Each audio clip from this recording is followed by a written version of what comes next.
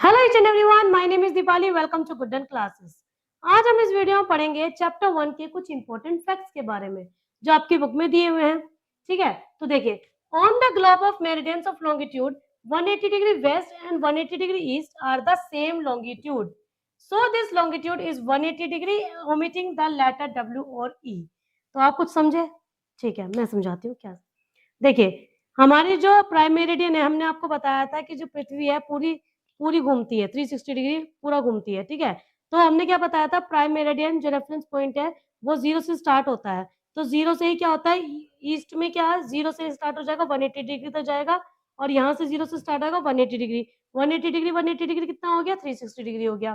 ठीक है, देखिए आपको एक एग्जाम्पल बताती हूँ। जैसे ये है, ठीक है, ये मान लीजिए 0 है। ठीक है, यहाँ से शुरू हुआ 1 2 3 ऐसा कर करके यहाँ पे कितनी आ गई, 180 डिग्री।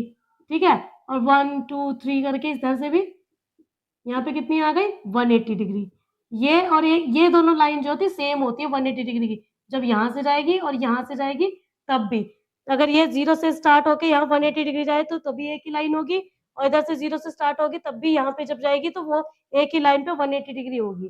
तो एक ही लॉन्गिट्यूड पे जब 180 डिग्री होता है तो क्या करते हैं, लेटर जो W और E यानी वेस्टवर्ड और ईस्टवर्ड का जो W और E होता है वो हम छोड़ देते हैं, मतलब 180 डिग्री ही लिख देते हैं बस। ठीक है, ये आपको बताया एक नया फैक्ट। दूसरा फैक्ट क्या है, the Greenwich meridian is not the first prime meridian. क्या आपको पता है कि ग्रीनविच जो प्राइम मेरिडियन है वो पहला प्राइम मेरिडियन नहीं है? जी हाँ, क्योंकि हमारे इंडिया के पास भी था। Many centuries before Europe India had a prime meridian of its own. बहुत सालों पहले, बहुत सेंचुरीज पहले, मतलब एक सेंचुरी में 100 साल होते हैं, तो पता नहीं कितने ही 100 साल पहले क्या था कि हमारी इंडिया के पास खुद का एक प्राइम मेरिडियन था। तो अब आपने कहा कि क्यों क्यों हटा दिया, वो भी बताते हैं बाद में। अभी पहले ये देखिए, it was called the Madhya Rekha and pass through the city of Ujjaini. क्या था इसका नाम, क्या था, मध्य रेखा। मतलब प्राइम मेरिडियन नहीं बोलते थे, हमारी जो खुद का ओन प्राइम मेरिडियन था उसको हम कहते थे मध्य रेखा। और ये कहाँ से निकलता था, उज्जैन सिटी से निकलता था। Pass through the city of Ujjain which was a reputed centre for astronomy. Astronomy के लिए एक रेप्यूटेड सेंटर था। कौन था, मध्य रेखा, उज्जैन में। ठीक है, तो ये क्या था, ये बहुत इंपॉर्टेंट थी, क्योंकि वहां पे जो एस्ट्रोनॉमी एस्ट्रोनॉमी यानी जो ज्योतिषी विद्या वगैरह ये लोग करते हैं उसके लिए बहुत इंपॉर्टेंट थी। तो उस चीज के लिए क्या रखा था इन्होंने, खुद का प्राइम मेरिडियन बना रखा था जिसको ये कहते थे मध्य रेखा कहते थे। Varahamihira a famous astronomer lived and worked there some 1500 years ago। तो वारा मिहिरा एक फेमस एस्ट्रोनॉमर थे, यानी खगोल विज्ञानी थे, जो यहाँ पे रहते थे। कि कब रहते थे, 1500 साल पहले रहते थे और यहाँ पे काम किया करते थे। ठीक है, कहाँ पे रहते थे, उज्जैन में रहते थे। मध्य रेखा पे ही था ना उज्जैन, तो वहीं पर रहते थे। ठीक, Indian astronomers were aware of concepts of latitude and longitude include the need for a zero और अ प्राइम मेरिडियन। अब देखिए, इंडियन एस्ट्रोनॉमर जो थे हमारे यहाँ के, वो लोग अच्छी तरह से, मतलब बहुत ही अच्छी तरीके से अवेयर थे, बहुत ही अच्छी तरीके से जागरूक थे। किस चीज के लिए, लैटिट्यूड लॉन्गिट्यूड। ये ऐसा नहीं है कि ये बाहर के लोगों ने हमें आके दिया, विदेशी लोगों ने हमें बताया है। ये हमारे जो ज्योतिषी थे उन लोगों को सब पहले से ही पता था, वो अच्छी तरीके से अवेयर थे। ठीक है, और ये भी जानते थे कि क्या जरूरत पड़ती है जीरो की और क्या जरूरत पड़ती है प्राइम मेरिडियन की, या फिर। ठीक है, तो इन चीजों के बारे में हमारे यहाँ पे पहले से ही जानकारी थी, ऐसा नहीं है कि हमें बाद में पता चली थी। अब देखिए कितने सालों पहले की बात है, 1500 साल पहले की बात है ये। ठीक, आगे देखो, the Ujjaini meridian became a reference for calculation in all India astronomical text.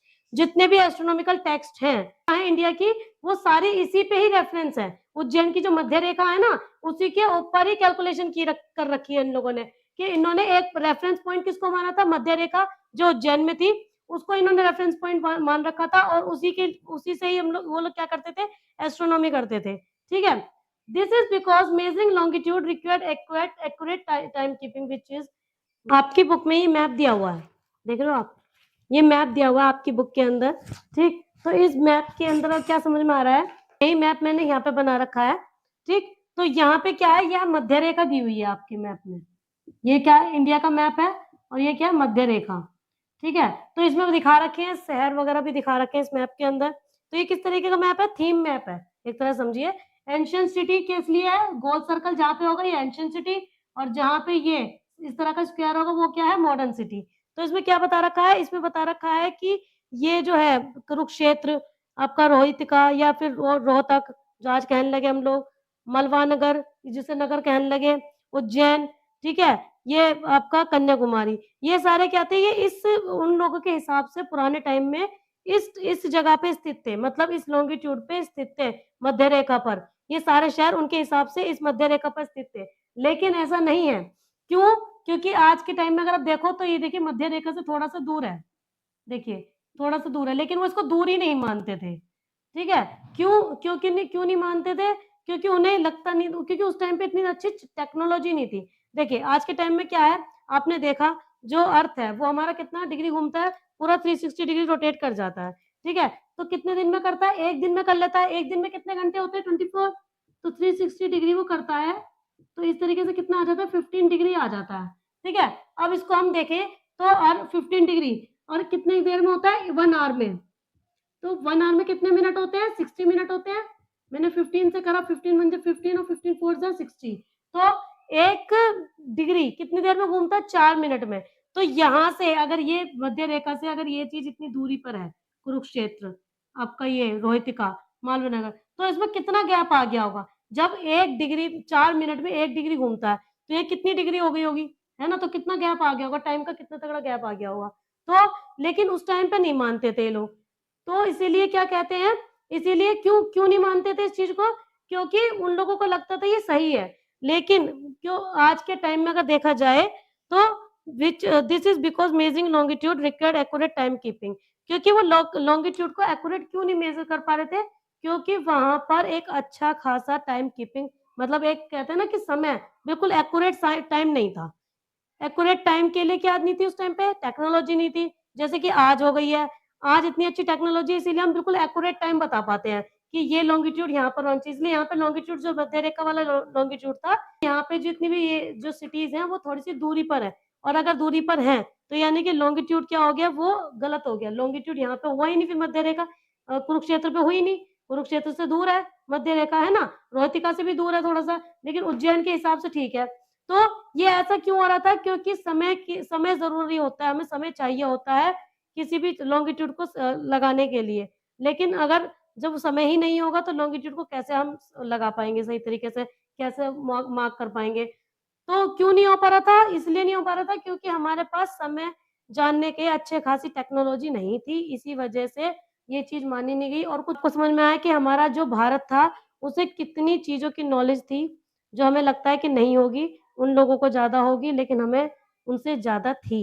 ठीक है? बस हमें क्या है, हमें पता नहीं है अपने भारत के बारे में अच्छी तरीके से। ठीक है?